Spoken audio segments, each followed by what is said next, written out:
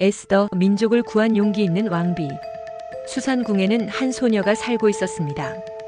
그녀의 이름은 에스더.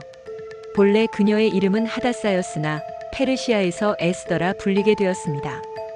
그녀는 유대인이었으며 부모를 일찍 여의고 사촌 모르드게의 보호 아래 자랐습니다. 그때 페르시아의 왕 아하수에로는 왕비 와스디를 폐위시키고 새로운 왕비를 찾고 있었습니다. 온 나라에서 아름다운 처녀들이 왕궁으로 불려가 후보자로 준비되었고 그 중에 에스더도 포함되었습니다.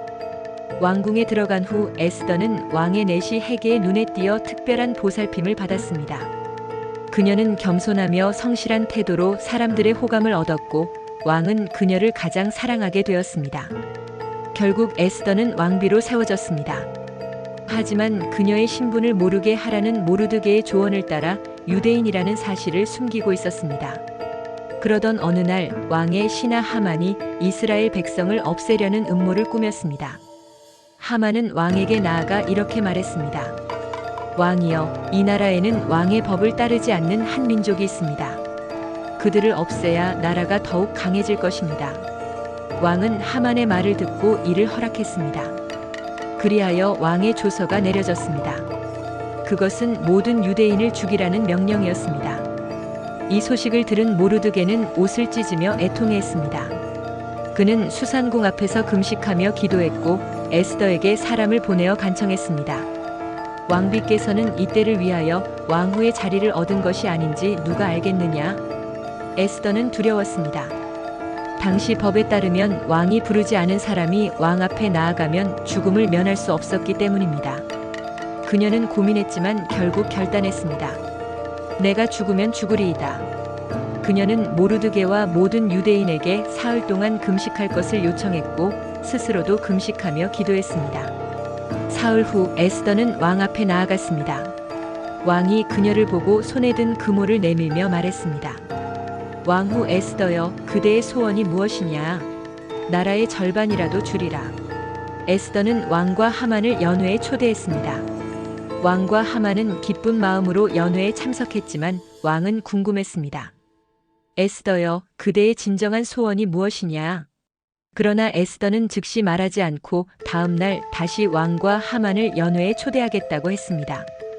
그날 밤 왕은 잠을 이루지 못하고 역사 기록을 읽게 되었습니다.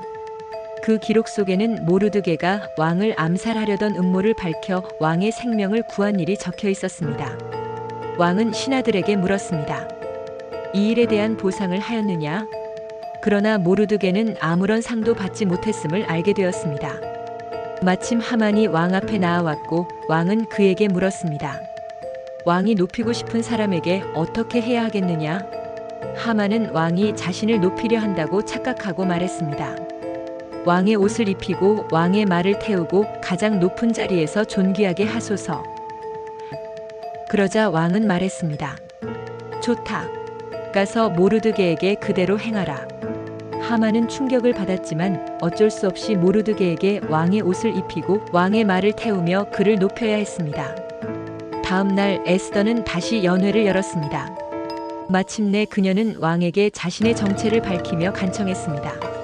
왕이여, 나와 내 민족을 구원하소서. 우리가 멸망당하게 되었나이다. 왕은 크게 노하여 물었습니다. 그자가 누구냐? 에스더는 하만을 가리키며 말했습니다. 우리 민족을 멸하려 한 원수는 바로 이 악한 하만이니이다. 왕은 크게 분노하며 하만을 처형할 것을 명했습니다. 그리하여 유대인을 해하려 했던 하만의 모든 계획이 뒤집혔습니다. 왕은 유대인을 해하려 했던 조서를 철회하고 유대인들에게 자신을 방어할 수 있는 권리를 주었습니다. 결국 유대인들은 멸망을 면하고 모르드게는 왕의 신임을 받아 높은 자리에 오르게 되었습니다. 그 후 유대인들은 자신들을 구원해 주신 하나님의 은혜를 기념하며 불임절을 지키게 되었습니다. 에스더는 자신의 목숨을 걸고 민족을 구하는 믿음과 용기를 보였습니다. 그녀의 선택이 없었다면 이스라엘 백성은 멸망했을지도 모릅니다. 때로는 두려운 순간이 찾아오지만 하나님께서는 우리가 감당할 수 있는 자리에 두시고 우리를 통해 놀라운 계획을 이루십니다. 이야기는 여기서 끝입니다. 더 많은 성경 속 인물 이야기를 듣고 싶으시면 구독 버튼과 좋아요를 눌러주세요. 다음번에는 다른 성경 속 인물의 이야기로 찾아뵙겠습니다. 늘 주님이 함께 하십니다.